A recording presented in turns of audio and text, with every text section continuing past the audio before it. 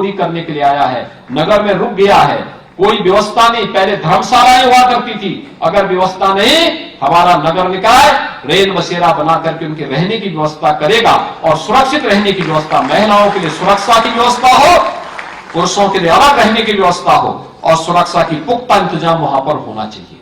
हां, कोई उसका दुरुपयोग न करे, जरूर ध्यान रखना चाहिए, लेकिन हमें यह व्यवस्था देनी पड़ेगी, कोई नगर में भीख न मांगता हुआ दिखाई दे, इसके लिए हमें अवेयरनेस पैदा करना।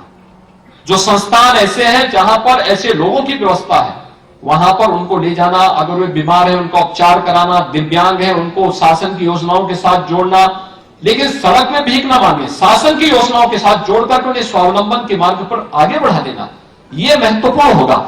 इस कार्यक्रम को उसके साथ जोड़ देना। ये जो नए क्षेत्र नगर निकाय में आती आए हैं या जो हमारे नए नगर निकाय बने हैं, इन नए क्षेत्रों के विकास के लिए भी पैसा उपलब्ध कराया गया, उस पैसे का सही उपयोग हो, हमारा प्रयास होना चाहिए। आपके पास नगर निकाय के पास जमीन होती है, उस जमीन का कोई अपने नाम पे आवंटन न कराए, उस जमीन पे कोई गलत व्यक्ति कब्जा न करने पाए, उस जमीन पे कोई जबरदस्ती कब्जा करके उसका दुरुपयोग न करने पाए। उस जमीन का इस्तेमाल या तो गरीबों के लिए आवास की सुविधा के लिए होनी चाहिए, या उसका इस्तेमाल हमें नगर निकाय से जुड़े हुए, नगर निकाय के से जुड़े हुए कहीं पे टैक्सी स्टैंड के लिए करना चाहिए, कहीं पे पटरी व्यवसायियों के पुनर्वास के लिए करना चाहिए, और कहीं पर उसका कॉमर्शियल उपयोग करते हुए नगर निकाय की आय और मल्टी लेवल पार्किंग बनाने के लिए करनी चाहिए। आप देखेंगे मल्टी लेवल पार्किंग में जितना पैसा आपका उसमें लगेगा, वो पैसा स्वयं वहां से वापस आ जाएगा। मल्टी लेवल पार्किंग क्यों? मल्टी लेवल पार्किंग मत कीजिए, आपने 2 बेसमेंट दे दिए पार्किंग के, ग्राउंड फ्लोर फर्स्ट फ्लोर में आप कॉमर्शियल दीजिए, फिर सेकंड थर्ड फोर्थ को आप पार्किंग के लिए दे दीजिए। इतना अच्छा चलेगा, नगर निगम की आय भी होगी, नए लोगों को दुकानें भी मिल जाएंगी और बहुत सारे लोगों की उससे इनकम भी होगी, बहुत सारे लोग उसके साथ जुड़ेंगे, नगर निकाय की इनकम हो जाएगी, स्थायी आप आय का स्रोत नगर निगम को दे रहे हैं। टैक्सेशन की जो व्यवस्था है नगर निकायों की, नगर निकाय नगर विकास विभाग के तमाम नगर निकायों ने अपनी आय को बढ़ाया है और अपनी आय को बढ़ा करके उन लोगों ने बहुत अच्छा उस पर कार्य किया है। लेकिन हमारा प्रयास होना चाहिए, हमारा नगर निगम, हमारा नगर पंचायत, हमारा नगर पालिका आत्मनिर्भर बने। आत्मनिर्भरता, देखिए सरकार का पैसा आपका अतिरिक्त पैसा हो, वेतन के खर्चे, स्वच्छता, स्ट्रीट लाइट, जनता की बुनियादी सुविधाओं की आवश्यकताओं की पूर्ति हमारा नगर निकाय स्वयं पहले अपने स्तर पर करे और सरकार का जो पैसा हो अतिरिक्त इनकम के रूप में नगर निकाय के पास आए और फिर उसका इस्तेमाल हो नगर निकाय के लिए अच्छी योजना बनाने के लिए, अच्छे कार्यक्रम चलाने के लिए। मेरा मानना है हर नगर निकाय अपने आप को आत्मनिर्भर भी बना सकता है। अभी हम 10 स्मार्ट सिटी, 10 हमारे नगर निगम भारत सरकार की स्मार्ट सिटी मिशन के अंतर्गत है, 7 को हमने राज्य स्मार्ट सिटी मिशन के साथ जोड़ा है, ये 17 नगर निगम स्मार्ट सिटी बन रहे हैं। मेरा मानना है उत्तर प्रदेश के अंदर सभी 762 नगर निकाय स्मार्ट सिटी के रूप में अपने आप को स्थापित कर सकते हैं। और मैं तो कहूंगा अगले 6 महीने के अंदर यहां पे प्रमुख सचिव नगर विकास भी हैं, प्रमुख सचिव गृह भी हैं, ये दोनों तय करें अगले 6 महीने के अंदर ये 17 नगर निगम और गौतम बुद्ध नगर को मिलाकर के हमें इसे सेफ सिटी के रूप में भी इसकी घोषणा करनी है कि यहां इस सिटी के अंदर सीसीटीवी कैमरे का इतना कवरेज हमें देना है। इसमें हम नगर विकास से भी लगाएंगे, गृह विभाग भी देगा और साथ साथ हर व्यावसायिक प्रतिष्ठान से भी, हर बैंक से, हर वित्तीय संस्थान से भी, हर इंस्टीट्यूशन से भी हम कहेंगे कि भाई आप भी अपने यहां एक कैमरा लगाइए, सीसीटीवी कैमरा लगाइए, उसका लिंक हमारे ITMS और ICCC के साथ दीजिए। हर नगर निकाय के पास एक ICCC होना चाहिए और वहां से ट्रैफिक मैनेजमेंट के साथ साथ वहां से सेफ सिटी के इस कॉन्सेप्ट को हम पूरा करते हुए 1 वर्ष के अंदर 75 के 75 जनपदों में कम से कम 75 नगर निकाय सेफ सिटी के रूप में घोषित होने चाहिए। ये उत्तर प्रदेश के अंदर नगर विकास को तय करना चाहिए। और मुझे लगता है पैसे की कमी इस मामले में कहीं आड़े नहीं आती है, सवाल उसको लीडरशिप देने की है। और उस लीडरशिप को अगर हम कर पाएंगे तो महिला सुरक्षा के मामले में एक मानक उत्तर प्रदेश की तरफ से तय होगा। हमारी सिटी में महिलाओं की सुरक्षा के प्रति विशेष प्रबंधन होने चाहिए। पिंक टॉयलेट हो, हेल्प डेस्क हो, उन्हें किसी भी अन्य प्रकार की कोई व्यवस्था के लिए सहायता की आवश्यकता पड़ती हो, नगर विकास को गृह विभाग और स्थानीय पुलिस के साथ मिलकर के उन कार्यक्रमों को आगे बढ़ाने में योगदान देना चाहिए। बेहतरीन प्रबंधन का कार्यक्रम वहां पे आगे बढ़ना चाहिए। ये आपके नगर की एक शोभा बढ़ेगी, आपका नगर एक नया नगर दिखाई देगा। मैं अभी कुछ दिन पहले पूर्वी उत्तर प्रदेश की एक नई नगर पंचायत में गया। मुझे काफी वर्षों के बाद वहां जाने का अवसर मिला था और वहां स्वच्छता, अच्छी सड़कें, वहां की व्यवस्था देखकर मुझे लगा वास्तव में हर नगर पंचायत ऐसी बन सकती है। अभी नई नगर पंचायत बनी, पहली बार वहां चुनाव हुआ नगर पंचायत का, लेकिन बहुत अच्छी व्यवस्था थी। पिछले 6 महीने के अंदर नगर विकास में जो पैसा दिया होगा उसका बेहतरीन उपयोग वहां पर हुआ। और यह दिखता है कि हम भी अपनी नगर पंचायत को, अपनी नगर पालिका को उसी रूप में बना सकते हैं, लेकिन हमें उसके लिए तैयारी करनी पड़ेगी, निकलना पड़ेगा, लोगों को लगाना पड़ेगा। स्वच्छता के लिए लगे हुए कार्मिकों को उस कार्यक्रम के साथ संवाद बना करके लगाना पड़ेगा।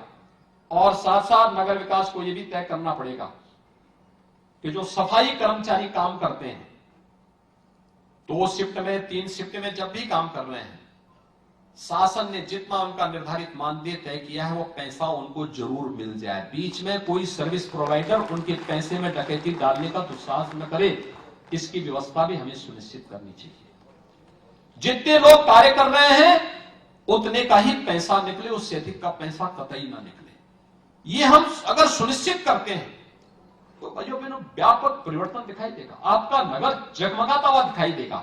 और इसीलिए आज यह व्यवस्था हमें आगे बढ़ानी पड़ेगी। और इसीलिए मैं आपको कहूंगा, एक तरफ नगर विकास और गृह विभाग मिलकर के सेफ सिटी के कॉन्सेप्ट को पूरा करें।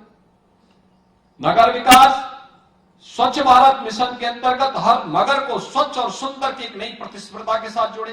5 से 7 पैरामीटर तय करें, और पैरामीटर तय करें कि जैसे हमने ओबीसी कमीशन के आधार पर तय किया कि नगर पंचायतों का रिजर्वेशन जनपद स्तर पर होगा, नगर पालिकाओं का कमिश्नरी स्तर पर होगा और नगर निगमों का प्रदेश स्तर पर।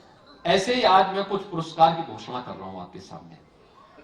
और पुरस्कार ये कि 5 से 7 पैरामीटर में, स्वच्छता में, शुद्ध पेयजल में, अच्छी सड़कों में, सेफ सिटी के लिए, टैक्स आत्मनिर्भरता के लिए, यानी टैक्स लेने में भी उसको भी एक आर्थिक पक्ष को भी जोड़ना है। हर एक का नंबर तय करिए और फिर एक स्वस्थ प्रतिस्पर्धा बनाए। हाँ, ये जरूर तय करें कि कोई नगर निकाय इस वर्ष अगर आ गया तो अगले 2 वर्ष फिर वो नहीं आ पाएगा, फिर 2 वर्ष के बाद ही फिर वो कंपटीशन का हिस्सा बनेगा।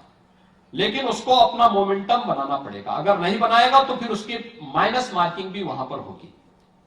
और इसको बनाना है नगर पंचायतों में, जो नगर निकाय, जो नगर पंचायत अपने जनपद में इन 5-7 पैरामीटर पे नंबर 1 पर आएगा, हम लोग उसको प्रदेश की ओर से 1 करोड़ रुपया वर्ष में अतिरिक्त देंगे। जो नगर पालिका कमिश्नरी में प्रथम आए उस नगर पालिका को 2 करोड़ रुपए अतिरिक्त दिए जाएंगे उस पैरामीटर में अगर वो प्रथम आता है। और जो नगर निगम प्रथम आएगा, देखिए उसके चेयरमैन का भी और उसके चाहे वह नगर आयुक्त तो हो चाहे साथी अधिकारी हो, उनको यहां एक समारोह में सम्मानित भी किया जाएगा। और नगर निगम प्रदेश में जो पैरामीटर में नंबर 1 पर आएगा उन्हें 10 करोड़ रुपए अतिरिक्त राशि देकर के हम लोग यहां पे सम्मानित करने का काम करेंगे। और इसलिए मैं चाहूंगा इस स्वस्थ प्रतिस्पर्धा के लिए आप अपने आप को तैयार करें। इसमें सेफ सिटी के भी उसको जोड़ना है आपको, हमारी शहर सेफ सिटी हो, और आपको स्थानीय व्यापार मंडल के साथ, बैंकों के साथ संवाद बना के उनसे बोलना चाहिए। सीसीटीवी कैमरा लगाइए। आपने देखा होगा कि integrated command and control centre ने कोविड के दौरान कितना अच्छा काम किया था। आज आप इसका उपयोग ट्रैफिक मैनेजमेंट के लिए भी कर सकते हैं, स्वच्छता की निगरानी के लिए भी कर सकते हैं, मॉर्निंग वॉक पर जाने वाले लोगों की सुरक्षा के लिए भी कर सकते हैं, और साथ साथ कहीं कोई छिनैती डकैती करने की नियत से आया है तो इसकी निगरानी के लिए भी कर सकते हैं। यानी बेहतरीन उपाय। एक कैमरा आपको सुरक्षा की गारंटी देगा, व्यवस्था देगा, एक सिस्टम के साथ जोड़ेगा।